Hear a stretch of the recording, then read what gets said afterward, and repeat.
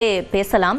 அதற்கு முன்பாக முதலமைச்சர் மு.க. ஸ்டாலின் அவர்கள் வார் ரூம்ல ஆய்வினை மேற்கொண்டு வருகிறார். அதற்கு முன்பாக தமிழ்நாட்டுடைய ஒட்டுமொத்த வாக்குப்பதிவு நிலவரம் 11 மணி நிலவரப்படி இதுவரைக்கும் 37.56% அளவுக்கு வாக்குகள் பதிவாகி இருக்கு. அதாவது 2,15,40,712 பேர் இதுவரை தங்களுடைய வாக்கினை செலுத்தி இருக்கிறார்கள்.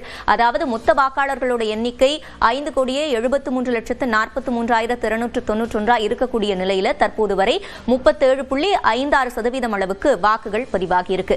2021ஆம் ஆண்டு ஒட்டுமொத்தமா 73.63%, அதாவது கிட்டத்தட்ட 74% அளவுக்கு வாக்குகள் பதிவாகி இருந்தது. தற்போது எஸ்ஐஆர் மேற்கொண்டதற்கு பிறகு வாக்காளர்களின் எண்ணிக்கை குறைந்திருக்கக்கூடிய சூழல்ல 11 மணி நிலவரப்படி 37.56% அளவுக்கு வாக்குகள் பதிவாகி இருக்கிறத பார்க்க முடியுது. அதாவது ரெண்டுத்தையும் நாம ஒப்பிட்டோம் அப்படின்னா 2021 ஒட்டுமொத்தமா பதிவான வாக்குகள்ல கிட்டத்தட்ட பாதி அளவுக்கு 11 மணி நிலவரப்படி பதிவாகி இருக்கு அப்படின்ற ஒரு பெர்ஸ்பெக்டிவையும் இங்க நாம முன்வைக்கலாம். ஆனால் எஸ்ஐஆர் மேற்கொள்ளப்பட்டிருக்கிறது, வாக்காளர்களின் எண்ணிக்கை, மொத்த வாக்காளர்களின் எண்ணிக்கை குறைந்திருக்கிறது அப்படின்றதையும் இதுல நாம கணக்குல கொள்ள வேண்டியிருக்கு. அதுல உதாரணமா பாத்தீங்கன்னா கேரளாவில் இப்போ எலெக்ஷன்ஸ் நடந்தது. கேரளா எலெக்ஷன் நடந்து கிட்டத்தட்ட 3 நாள் வரையும் ஒரு ஃபைனல் ஃபிகரே கொடுக்கலங்க. 3 நாள் ஆச்சு ஃபைனல் ஃபிகர் கொடுக்குறது. இன்றைக்கி டிஜிட்டலாக நம்ம எவ்வளவோ இம்ப்ரூவ் ஆகிருக்கோம். நம்ம 3 நாள் ஃபைனல் ஃபிகர் கொடுக்கல. ஆந்திராவில் என்ன தெரியுமாச்சு, சாயந்தரம் 6 மணிக்கு ஒரு முடிஞ்ச உடனே ஒரு ஃபிகர் சொன்னாங்க, 7 மணிக்கு ஒரு ஃபிகர் சொன்னாங்க, ராத்திரி 12 மணிக்கு ஒரு ஃபிகர் சொன்னாங்க. அந்த 12 மணிக்கு சொன்ன ஃபிகருக்கும் 6 மணிக்கு சொன்ன ஃபிகருக்கும் நடுவில் 12% வித்தியாசம். 1% 2% இல்லை, 12% வித்தியாசம். அந்த நிர்மலா சீதாராமனுடைய ஹஸ்பண்ட் ஓப்பனாகவே டிஜிட்டலாக போட்டு காமிச்சார் எல்லாருக்குமே, எப்படி இது தேர்தல் கமிஷன் என்ன பண்ணினாங்கன்ட்டு. இதுக்கெல்லாம் தேர்தல் கமிஷன் ஆன்சரே கிடையாது. 3 நாள் ஏன் கேரளாவில் டிலே பண்ணீங்க? அதனால தான் சொல்கிறேன், இந்த பர்சன்டேஜ் இப்போ கொடுக்குறாங்கல்ல தேர்தல் கமிஷன், என்டையர்லியே அவங்க 78,000 பூத் இருக்குது தமிழ்நாட்டில்.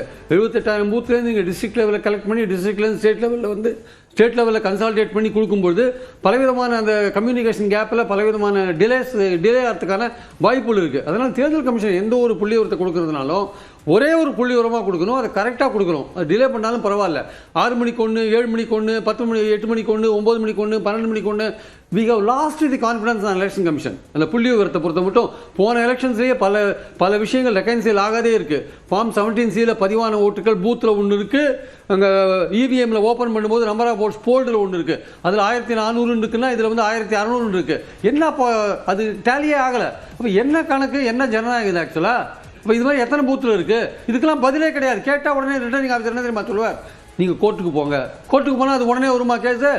Election commission losing our confidence. ஆக்சுவலாக we are losing our confidence on election commission. அந்த கவுண்டிங்லையும் சரி, இந்த பர்சன்டேஜ் சொல்கிறதுலையும் சரி, they are making lot of delay and நிறைய அவங்களுக்கு கன்ஃபியூஷன், குழப்பம், ஒரு தெளிவே இல்லாத இருக்காங்க ஆக்சுவலாக. அதனால தான் இந்த ஃபிகர்ஸ் எல்லாம் நம்ம எடுத்துட்டு எவ்வளோ தூரம் இதெல்லாம் பேசணுன்றதே கூட யோசனையாக இருக்குது ஆக்சுவலாக. இப்போ அந்த வகையில் இப்போ 4 மணி நேரத்தில் பதிவான வாக்கு சதவீதத்தை தான் நம்ம பார்த்தோம். இப்போ நீங்கள் குறிப்பிட்டீங்க எஸ்ஐஆர்னால வாக்காளர்கள் எண்ணிக்கை குறைந்திருப்பாங்கன்னு. அப்போ இந்த வாக்குப்பதிவை பார்க்கும்போது அதோட இம்பேக்ட் தான் இதில் இருக்கா, இல்லை வேறு ஃபேக்டர்ஸும் இருக்கா? இல்லை, இது 12-1 மணி வரையும் இப்படி தாங்க போகும். இது ஒரு இது போகும், ரைஸ் ஒன்று போகும், அதுக்கப்புறம் ஒரு ஸ்லைடு ஒன்று வரும். அது ஒரு 4:30 மணி வரையும் ஒரு ஸ்லைடு போகும்.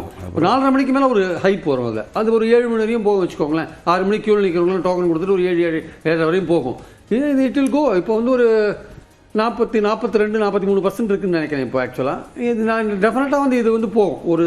இப்போ ஒரு 1:30 மணிக்குள்ளே ஒரு 60% வரையும் போகிறதுக்கான வாய்ப்பு இருக்குது. அப்புறம் கொஞ்சம் குறைஞ்சி ஒரு 4 மணிக்கு மேலே இன்னொரு 15-20-25% மேலே ஏறதுக்கான வாய்ப்புகள் இருக்குது. நான் சொன்னேன் 85-90.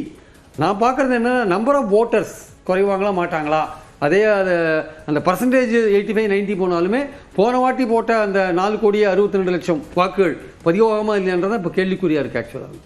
திரு ரவீந்திரன் அவர்கள், நீங்கள் முன்பு பதிவு செய்த அந்த கருத்தின் அடிப்படையிலேயே இந்த கேள்வியை முன்வைக்கிறேன். கடந்த சட்டமன்ற தேர்தலை ஒப்பிடும்போது அப்போ ஒரு வெற்றிடம் இருக்கிறதா சொல்லப்பட்டது. அதனால மக்கள் வாக்களித்து யாரை தேர்ந்தெடுக்கிறாங்க அப்படின்ற ஒரு ஆர்வம் எல்லாருக்குமே இருந்தது அப்படின்னு சொல்லலாம். அப்போ 73.63% அளவுக்கு வாக்குகள் பதிவாகி இருந்தது.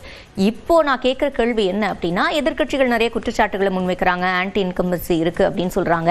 இந்த வாக்குப்பதிவு அதிகமாக இருக்கிறதுக்கும் அதற்கும் தொடர்பு இருக்கிறதா? நிச்சயமாக இல்லை. வாக்குப்பதிவு அதிகமாக அஸ்ஸாமில் இருந்தது, கேரளாவில் இருந்தது, புதுச்சேரியில் இருந்தது. எல்லா மாநிலத்தையும் இருக்க காரணம்னா எஸ்ஐஆர் பல லட்சக்கணக்கான வாக்காளர்கள் delete ஆயிட்டாங்க.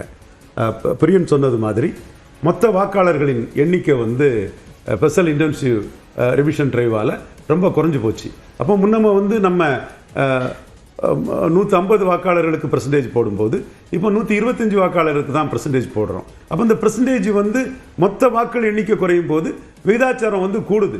அப்போ அதனால தான் 21 வாக்களித்த வாக்காளர்கள் அளவு எண்ணிக்கை இந்த அளவுக்கு வாக்காளர் அளிக்கிறார்களா என்பதை தான் 21க்கும் 26க்கும் இடையில ஓட்டர் இன்ட்ரெஸ்ட் எந்த அளவுக்கு கூடுதலாக இருந்ததா குறைவாக இருந்தாங்கிறத, எந்த அளவுக்கு வாக்காளர்கள் வந்து பூத்துக்கு வந்திருக்காங்க, விகிதாச்சாரம் இல்லை எண்ணிக்கை, ஒட்டுமொத்த வாக்காளர்களின் எண்ணிக்கை எந்த அளவுக்கு வந்திருக்காங்கிறதான் பார்க்கணும். ஏன்னா மொத்த வாக்கு எஸ்ஐஆரில் குறைஞ்சதுனால விகிதாச்சாரம் வந்து கூடத்தான் செய்யும். விகிதாச்சாரம் கூடுறது வந்து போலிங் கூடிட்டுன்னு அர்த்தம் இல்லை. இன்னைக்குள்ள சூழ்நிலையில் முந்தைய காலகட்டங்களில் எஸ்ஐஆர் நடைமுறை இல்லை.